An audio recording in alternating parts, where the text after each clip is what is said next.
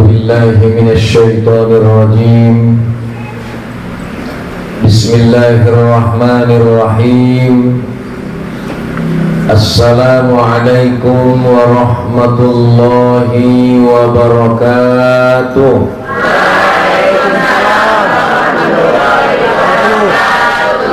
Salam sejahtera untuk kita semua.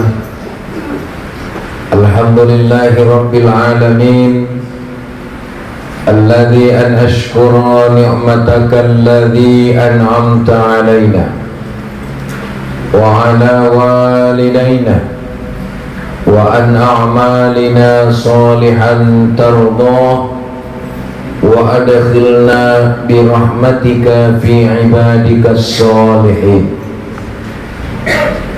Allahumma salli wa sallim wa barik ala sayyidina Muhammad wa ala alihi wa ashabihi wa dhurriyyatihi wa man tabi'ahum bi ihsanin ila yaumiddin, amma ba'du. Alhamdulillah, puja puji syukur kehadirat Allah Subhanahu wa ta'ala.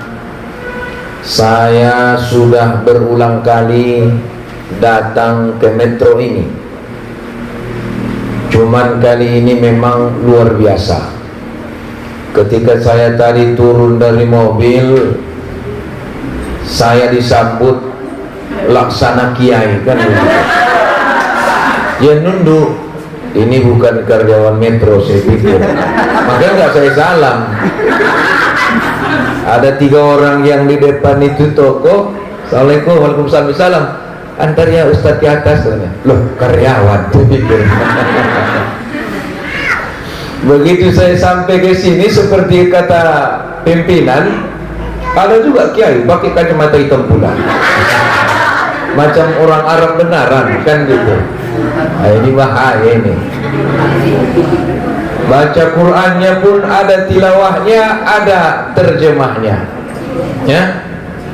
Cuman kalau pimpinan tadi dengarkan ayatnya, ya ayyuhalladzina amanu kutiba alaikumusiyam, wahai orang-orang yang beriman diwajibkan atas kamu berpuasa. Cuman kalau saya beda tadi, yang saya tangkap tadi, uhillat lakum lailatas siyamir rafasu ila nisaikum, dihalalkan bagimu istrimu pada malam hari. Itu pula itu pula yang saya tangkap tadi. Ada tepuk tangan dari laki-laki, Ustaz. Jangan-jangan yang tepuk tangan belum nikah. Cuman alhamdulillah hari ini saya merasa bersyukur. Betul, ini saya bersyukur. Pertama kali dulu saya ceramah kemari, saya kaget. Saya tengok laki-lakinya ada rambutnya itu panjang, pirangnya, masya Allah, kan gitu ya. Takut saya mau ceramah. Nampak yang belakang, Ustaz. Oh gitu ya. Ternyata sekarang semuanya sudah baik. Laki-lakinya udah ganteng-ganteng, ya. Perempuannya, cewek-ceweknya pakai jilbab semua, kan gitu ya. Kecuali yang non-muslim gitu ya. Salawat dan salam kepada Nabi kita, Nabi Muhammad sallallahu alaihi wasallam, yang menjadi uswatun hasanah bagi kita semua, mulai dari dunia yang fana sampai ke alam yang baka. Salam hormat kepada Bapak pimpinan, manajer, Bapak-bapak, ibu-ibu, saudara-saudari, para karyawan yang tidak dapat saya sebutkan satu persatu. Bulan Ramadan itu disebut dengan bulan BBM. Tahu bulan BBM? Bulan berkat dan maghfirah. Oleh karena itu di bulan Ramadan itu kita disuruh untuk memperbanyak ibadah kepada Allah. Maka kata Allah Subhanahu wa ta'ala, salah satu daripada tujuan puasa itu la'allakum tattaqun, agar engkau menjadi orang yang bertakwa di hadapan Allah Subhanahu wa ta'ala. Apakah semua orang yang bertakwa itu akan menjadi orang yang bertakwa? Puasa, ya. Ikut puasa, ikut. Apakah semuanya akan menjadi orang yang bertakwa? Tunggu dulu. Ternyata tidak semua orang yang berpuasa akan meraih derajat ketakwaan di sisi Allah. Siapa orang yang meraih derajat takwa di sisi Allah? Orang yang melaksanakan ibadah puasa serta rutinitas yang ada pada bulan Ramadan itu, sehingga diharapkan lahirlah di dalam hatinya wajtahidu fi sabilillah. Apa itu? Bersungguh-sungguh di jalan Allah. Jadi kalau dalam agama, biar kita sampai kepada finish yang akan kita raih dan yang akan kita gapai itu, agama mengajarkan kita untuk bersungguh-sungguh. Itu. Ternyata di dalam perkara dunia pun seperti itu. Kalau kita punya target, kalau kita punya tujuan, kalau kita punya arah, punya finish yang akan dicapai dan dituju, kita tidak bisa hanya berserah diri saja. Ya kalau sampai kata Allah itu bakalan sampai, tidak bisa seperti itu. Terus bagaimana? Harus ada kesungguhan. Kalau dalam bahasa kitanya itu etos kerjanya yang mantap gitu. Kenapa? Sebab dia ada tujuan yang hendak dicapai. Begitulah di dalam melaksanakan ibadah bulan Ramadan. Sehingga kalau dia berjumpa dengan bulan BBM ini, yang ia dapatkan bukan hanya premium saja. Tahu premium? Pre makan minum. Itu. Jadi dia tahu puasa itu hanya pre makan minum. Lu puasa, puasa. Buktinya enggak puasa. Saya tidak makan, saya tidak minum. Pre makan, pre minum, itu aja. Tapi lisannya, apalagi kita sesama karyawan, hati-hati kita. Jangan kita saling caci mencaci, mencari kesalahan kawan-kawan kita. Kenapa? Kita sama, kita saudara. Justru kita harus saling dukung mendukung. Justru kita harus saling tolong menolong. Justru kita harus saling rangkul merangkul. Ayo yang senior nggak apa-apa, ajari yang junior. Yang junior hormati yang senior. Belajar dari mereka. Kenapa? Ya yang namanya pekerjaan selalu ada enaknya, ada sakitnya. Mau jadi apapun. Mau jadi apapun. Kalau kau nanti lihat enaknya jadi ustaz, pasti ada enaknya, ada sakitnya. Apa sakitnya jadi ustaz? Banyak. Enaknya banyak pula. Banyak pula. Saya itu pernah ceramah ke Tapanuli Utara. Apa kata orang Tapanuli Utara saya? Ustaz bawa mobil sendiri? Iya, saya bilang. Sendiri aja? Iya Pak, saya bilang. Nanti pulangnya? Saya nggak minat Pak. Pulang nanti dalam malam, saya bilang. Kenapa nggak bawa supir? Nah itulah sakitnya Ustaz. Kalau saya manggil supir, cerita uang apa enggak?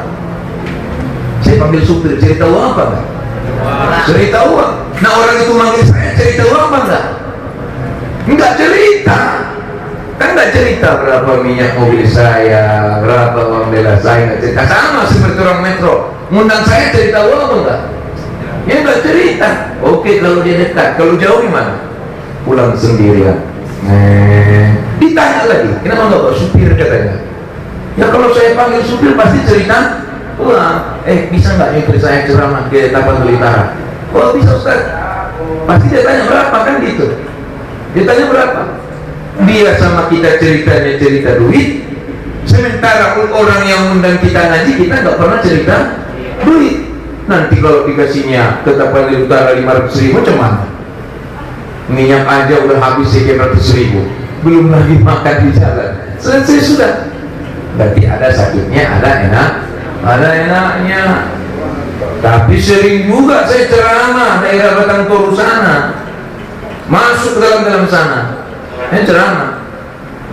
Ada orang yang baru panen sawit, udah dikasih tadi transport Ustadz itu, belum Pak, biar saya yang kasih katanya. Nah ini dari masyarakat, ini dari saya pribadi katanya. Loh kok ada dari bapak pribadi? Baru endorse tadi, tenang loh Ustaz. Ah itu enaknya kan gitu. Ah itu enaknya. Jadi kita semuanya punya profesi, kita semuanya punya pekerjaan, pasti ada enaknya, ada sakitnya.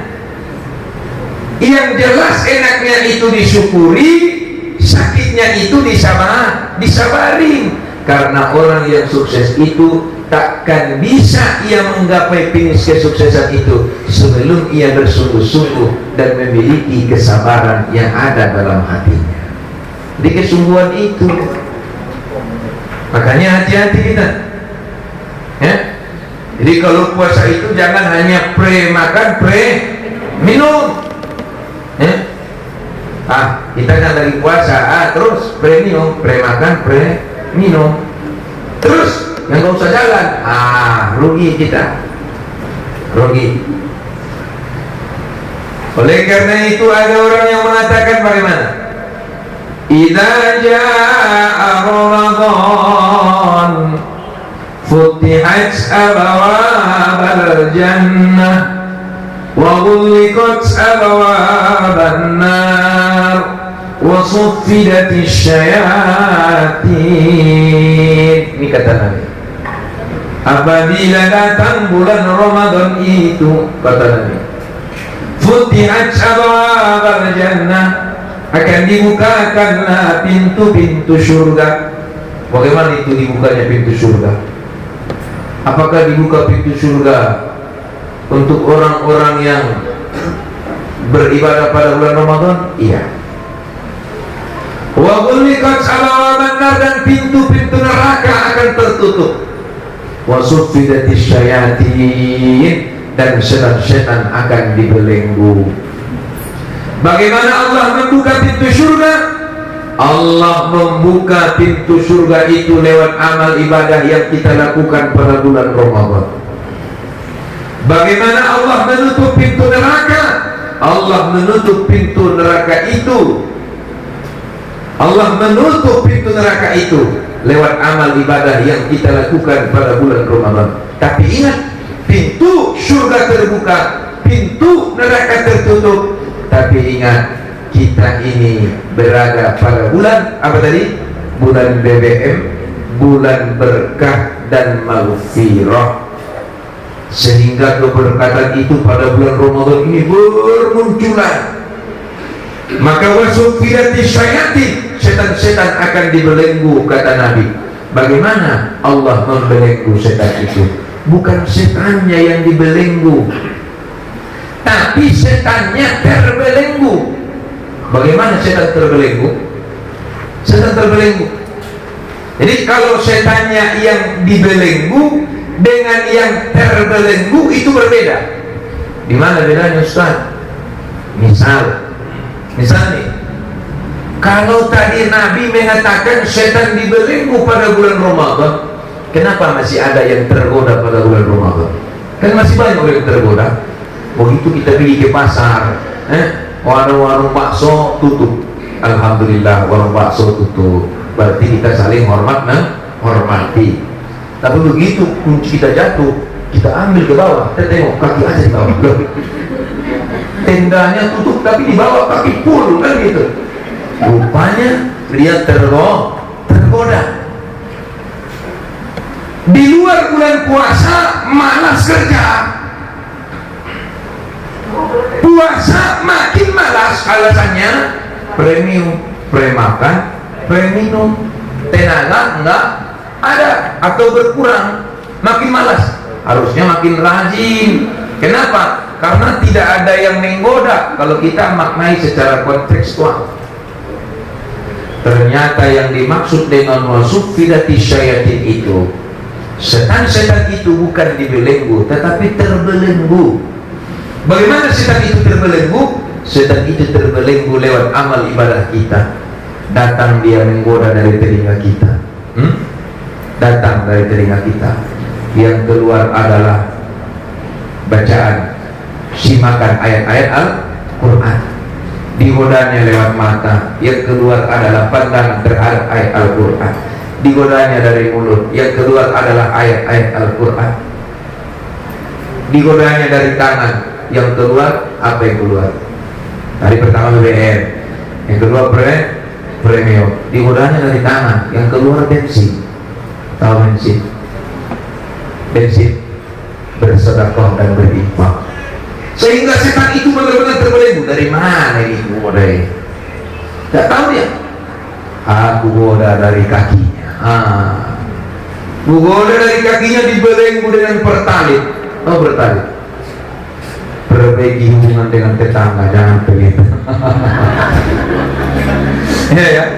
Sampai-sampai ada orang tanya ke saya, Ustaz, ini kan bulan Ramadan, bentar lagi ada orang mau bayar zakat mal, ada orang mau bayar zakat fitrah. Boleh nggak bayar zakat fitrah kepada kaum Nasrani? Itu pertanyaan. Boleh nggak bayar zakat fitrah kepada kaum Nasrani? Kalau dia zakat fitrah tidak boleh. Kenapa? Karena itu ada syarat dan hukum yang telah ditentukan. Tapi ingat, kalau zakat mal itu boleh. Kalau ada tetangga Nasrani, tak makan dia, tak minum dia, kelaparan dia di situ, kau enak-enak makan, kau biarkan dia, Nasrani, berarti kau belum punya iman. Berarti belum punya iman. Berarti boleh kalau dia zakat mal. Kenapa kalau zakat fitrah tidak boleh? Karena zakat fitrah itu adalah pensucian diri, sedangkan zakat mal itu adalah pensucian harta. Di situ perbedaannya, pensucian harta itu. Terus sehingga terbelenggu, diperbaikinya hubungannya. Dari kaki kagak mempan, dari hati ternyata yang keluar adalah zikrullah, Allah. Ya. Makanya amal ibadah kita itu bisa membelenggu setan,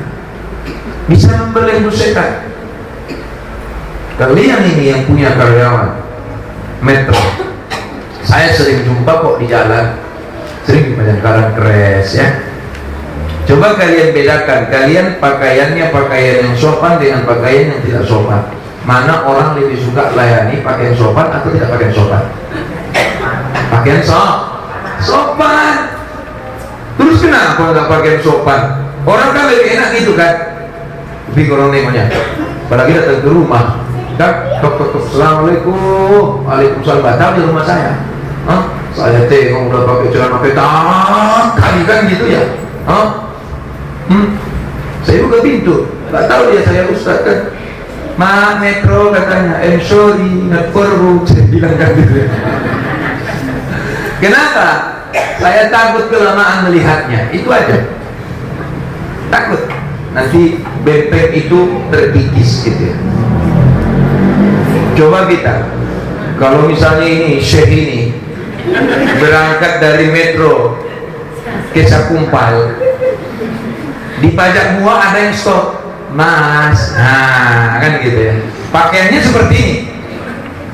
Dia sebenarnya pingin naik, kan gitu ya. Tapi dilihat pakaiannya. Kalau aku mau, yang malu bukan aku, tapi yang malu adalah pakaian yang aku pakai ini, karena ini adalah pakaian Islam. Maka dia nggak mau.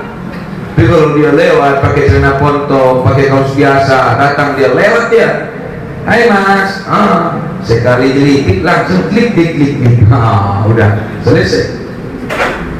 Makanya sesungguhnya pakaian itu bagian daripada amal ibadah yang bisa membentengi diri kita.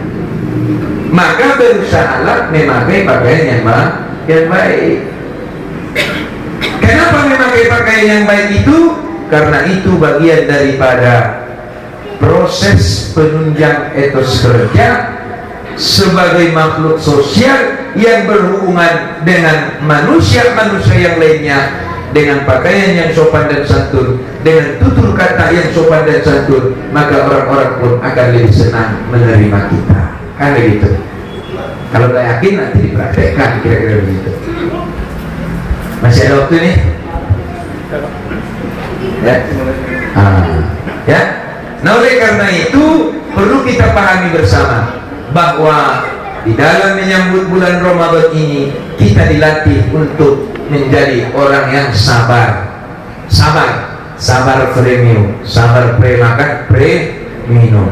Begitu juga dengan bekerja. Tadi kita harus sabar dan memiliki etos kerja yang kuat atau bersungguh-sungguh. Nah, di dalam Ramadan pun orang yang bersungguh-sungguhlah yang akan meraih dan menggapai derajat ketakwaan di hadapan Allah Subhanahu wa Ta'ala. Demikian yang dapat saya sampaikan. Terima kasih atas segala perhatian. Mohon maaf dan kepada Allah kita mohon ampun. Wassalamualaikum warahmatullahi wabarakatuh.